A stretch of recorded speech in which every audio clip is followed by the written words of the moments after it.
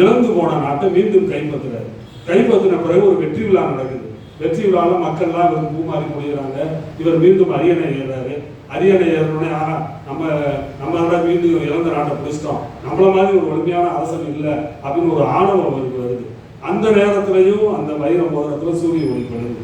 அப்பையும் அதை பார்க்குறப்ப ஒரு ஏற்கனவே படிச்சுட்டாரு வாசகத்தை, இதுவும் போய்விடும், இன்னைக்கு நம்ம அடைஞ்ச வெற்றியும் போய்விடும், வெற்றி தோல்வி சகஜம்ன்றதை உணரணும் அப்படிங்கிறத இந்த கதை அவருக்கு சொன்னதாக காட்டியிருக்காரு. இது இன்னைக்கு இருந்தாலே எல்லாரும் யாரும் தேர்தலுக்கு பிறகு இவ்வளோ மன உளைச்சலை சந்திக்க மாட்டாங்க. வெற்றி தோல்விங்கிறது சகஜம்தான் எல்லாருக்கும் அப்படின்னு. வெற்றிக்காக நம்ம பெரிய கொண்டாட வேண்டியது இல்லை, தோல்விக்காக தோழ வேண்டியது இல்லை. அடுத்து ரெண்டாவது கட்டுற பசி எந்த ஜாதி, ரொம்ப முக்கியமான ஒரு கட்டுரை. கவிக்கோ கேட்கிறார், பசி எந்த ஜாதி, பசிக்கு ஜாதி இருக்கா? மனிதர் குலத்தின் 1000 ஜாதி சொல்றையில பசிக்கு ஜாதி கிடையாது அப்படிங்கிற ஒரு கட்டுரையில ஒரு கதையை சொல்றாரு.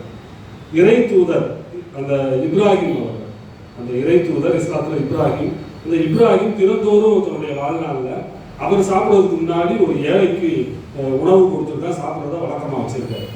இதை வாழ்நாள் தோறும் கடைபிடிச்சிருக்காரு. அப்போ ஒரு நாள் பார்க்குறாரு, பகல் பொழுது நல்ல ஒரு மதியம் நண்பகல் நேரம், ஒரு ஏழையை தேடி போறாரு, யாருமே கிடைக்கவே இல்லை. அந்த ஏழைக்கு உணவு கொடுத்தா தான் இவர் சாப்பிட முடியும். நீண்ட நேரம் தேடிக்கிட்டு இருக்காரு. ஒரு மணி நேரம் கழிச்சு ஒருத்தர், ஒரு வயதான ஒருத்தர், ஒரு 80 வயதுக்கு ஒருத்தர் தென்படுறாரு. அவரை கூப்பிட்டு விரை வீதிக்கு போய் கூப்பிட்டு, ஐயா எங்கள் வீட்டுக்கு வந்து நீங்கள் சாப்பிட்டு போங்க, உங்களுக்கு நீங்கள் சாப்பிட்றதான் நான் சாப்பிட முடியும் அப்படின்னு சொல்லி வீட்டுக்கு கூப்பிட்டு போறாரு. அவர் சரிங்க. அவர் வந்து ஒரு வெளியூர்ல இருந்து வந்தவர், ஒரு 4 மணி நேரம் நடந்து வந்த கலைப்புல இருக்காரு. உணவு கிடைக்குது, சரின்ட்டாரு. இப்போ இப்ராஹிம் அந்த வந்த ஏழையை தன்னுடைய வீட்டுக்கு கூப்பிட்டு போய் இப்போ உணவு பரிமாறுறாரு. உணவு பரிமாறியாச்சு. இப்போ சாப்பிட போறப்ப அவர் சொல்றாரு இப்ராஹிம் வந்து, ஐயா இந்த உணவை நம்மளுக்கு தந்தது இறைவன் தான், அதனால இறைவனுக்கு நன்றி சொல்லுவோம், நன்றி சொல்லிட்டு